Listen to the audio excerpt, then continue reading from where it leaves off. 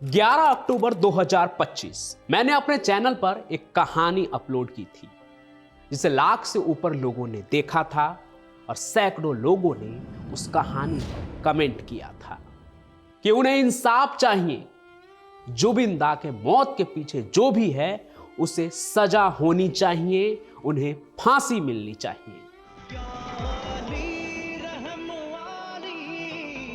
उसी कहानी के अंत में मैंने वादा भी किया था कि अगर कोई सच्चाई सामने आती है तो मैं पंचम प्रकाश उस कहानी के साथ वापस आऊंगा कि आखिर जुबिन दा के मौत के पीछे क्या गुत्थी उलझी हुई है। और आज वो तारीख भी बताऊंगा जिस दिन जुबिन दा के कातिल का चेहरा सबके सामने होगा। आखिर वो कौन है जिसने जुबिन को साजिश के तहत मौत के घाट उतारा, और अब वो बात सामने आने वाली है। 25 नवंबर 2025 का दिन मुख्यमंत्री हेमंत बिस्वा शर्मा सदन में खड़े हुए। उन्होंने जो कहा उसने पूरे राज्य को झकझोर दिया। न सिर्फ राज्य बल्कि पूरे भारत को। सीएम ने साफ शब्दों में कहा, जुबिन गर्ग की मौत कोई समुद्री हादसा नहीं है, कोई एक्सीडेंट नहीं है, कोई लापरवाही नहीं थी, ये एक वेल प्लान मर्डर था। उन्होंने बताया कि शुरुआती जांच से यह साफ हो गया है कि एक व्यक्ति ने कत्ल को अंजाम दिया और बाकी लोगों ने उसमें मदद की।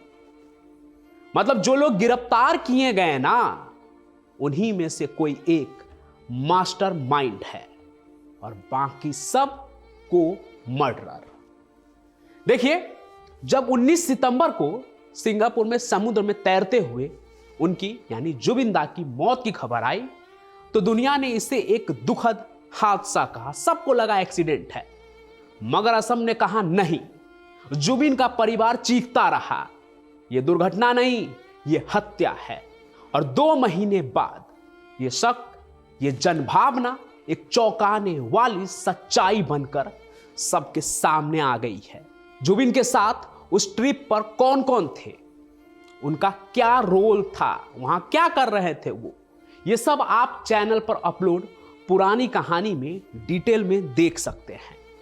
बाकी उन तमाम आरोपियों को आसानी से जमानत न मिले, इसके लिए महज 3 दिनों के भीतर ही जब ये सब कुछ हुआ, बीएनएस की धारा 103 लगाई गई थी।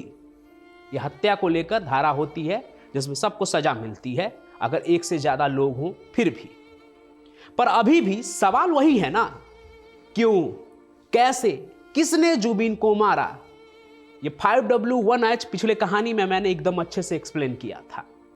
असम में यह मामला काफी पॉलिटिकल भी हो गया है। दूसरी तरफ आप देखें तो विपक्ष ने इस जांच की प्रक्रिया पर सवाल उठाए हैं, यहां तक कि हाउस कमेटी बनाने की भी मांग की। लेकिन सीएम शर्मा ने जांच पर सवाल उठाने से मना करते हुए कहा कि अगर ऐसा करेंगे तो आरोपियों को मदद मिलेगी। और फिर आई वो लाइन जिसने हर किसी को बेचैन कर दिया। जो भी चाहते हैं कि जुबिन के मौत की सच्चाई सामने आए, वो सभी हिल गए, क्योंकि सीएम ने कहा कि 10 दिसंबर को जब चार्जशीट दाखिल होगी तो उसमें हत्या का ऐसा मकसद सामने आएगा जो पूरे राज्य को सन्न कर देगा। तो क्या यह मामला पैसों से जुड़ा था? जो बात शुरू में निकल के आई थी कि करोड़ों का हेर फेर है इसके पीछे। क्या जुबिन की करोड़ों की संपत्ति, उनके कॉन्ट्रैक्ट या शो की फीस पर किसी की निगाह थी? कोई बाज निगाह लगा बैठा था? या क्या जुबिन को किसी ऐसे जाल में फंसाया गया जहां नशा यानी शराब हत्या का हथियार बनी? क्योंकि जांच में अब तक पता चला है कि उस रात जुबिन को शराब पिलाई गई थी और फिर नशे की हालत में उन्हें पानी में धकेला गया था। अब यह धकेला जाना किस तरफ इशारा करता है? आपको अगर याद हो तो पुरानी कहानी में मैनेजर पर सबसे ज्यादा शक गया था। इस पूरे केस में शक के घेरे में वही था जिसने डूबते जुबिन को बचाने की जगह यह कहा, जाबो दे, यानी उसे जाने दो।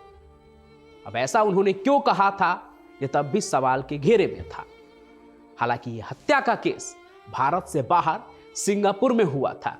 ऐसे में जांच के धागे खींचना कोई आसान काम नहीं है कि भारत से सिंगापुर तक जांच की जाए।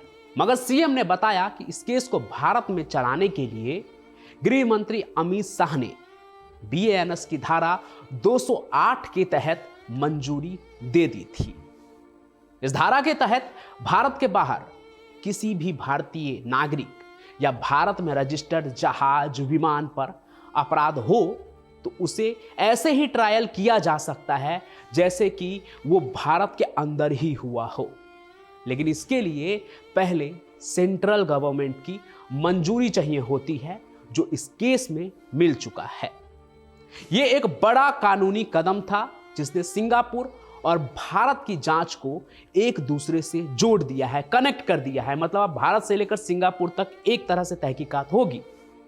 एसआईटी ने अब तक इस मामले में 7 लोग गिरफ्तार किए हैं, जिनमें फेस्टिवल ऑर्गेनाइजर श्याम कानू महंता, मैनेजर सिद्धार्थ शर्मा जिसने बोला था जाबो दे जाबो दे, इसके अलावा को सिंगर अमित प्रभा महंता और बैंडमेट शेखर ज्योति गोस्वामी शामिल है। जुबिन गर्ग का दोस्त गोस्वामी वही है जिसने सबसे पहले अपना मुंह खोला था और उसके बयान के बाद ही इतना हंगामा मचा था। नहीं तो शुरू में सबको लगा था कि जुबिन की मौत तो एक एक्सीडेंट ही है, एक शातिर तैराक डूब कर मर गया। सबको शुरू में यही लगा था, लेकिन बाद में गोस्वामी के बयान पर हंगामा हुआ। इसके अलावा 252 गवाहों से पूछताछ हो चुकी है और होटल से बरामद शराब, वीडियो फुटेज और सिंगापुर में मिले 29 सामान और फोरेंसिक नमूने से ये सब कुछ वो चीज है जो उस रात की कहानी बताने वाली है। यानी 10 दिसंबर को असम में भूचाल आने वाला है। अगर सीएम हेमंता जो बात कह रहे हैं अगर वो सच हुआ तो आप समझ लीजिए कि 10 दिसंबर को क्या क्या होने वाला है। पूरी मीडिया की नजर उस जगह ही होगी। आज असम की जनता पूछ रही है, अगर साजिश इतनी साफ है तो असली मास्टरमाइंड पहले ही क्यों नहीं पकड़ा गया?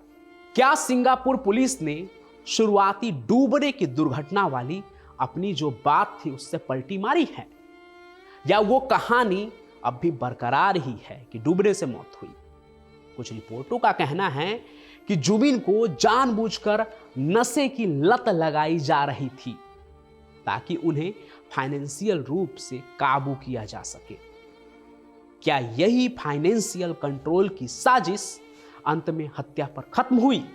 सवाल कई हैं, लेकिन अब इंतजार 10 दिसंबर का है। एसआईटी की चार्जशीट का है जो 10 दिसंबर को दाखिल की जाएगी। असम के सीएम ने तो इसे एक ऐसी फाइल बताया है जिसे अदालत में चुनौती देना मुश्किल होगा। मतलब कोई सामने से आकर कह नहीं पाएगा कि नहीं भाई ये झूठी बात है, ये मर्डर नहीं है, ये तो दुर्घटना ही है। बाकी अगर ऐसे भी देखें तो जुबिन दा का ये केस एक ऐसा केस है जिसे लेकर खुद एक स्टेट का सीएम विधानसभा में बोल रहे हैं और ये भी कह रहे हैं कि वो इसके तह तक जाएंगे। एक स्टेट का सीएम बोल रहा है। बेशक इसके पीछे राजनीति भी हो सकती है, लेकिन जुबिन गर्ग की मौत सिर्फ एक व्यक्ति की मौत नहीं है, यह उस आवाज की हत्या है जिसके बिना असम जी नहीं सकता है। और शायद इसलिए भी खुद एक स्टेट के सीएम भी सच्चाई को सामने लाना चाहते हैं। बाकी न्याय में देरी ना हो और सच्चाई सामने आए, इसके लिए असम के लाखों लोग आज भी सोशल मीडिया पर जस्टिस फॉर जुबिन गर्ग की मुहिम चला रहे हैं। और जब तक जुबिन के हत्यारे सलाखों के पीछे नहीं होंगे, हर असमिया का दिल पूछता रहेगा कौन, क्यों, किस लिए। सच्चाई को अब डूबने नहीं दिया जा सकता है। और इस मुहिम में असम के करोड़ों लोगों के साथ मैं भी शामिल हूं और इस केस पर तब तक काम करता रहूंगा, कहानियां लाता रहूंगा जब तक कि असली सच सामने ना आ जाए। बाकी आपका क्या कहना है? क्या जुबिन दा के मौत के पीछे सच में मर्डर की कहानी है? क्या 10 दिसंबर को सब कुछ सामने आ जाएगा।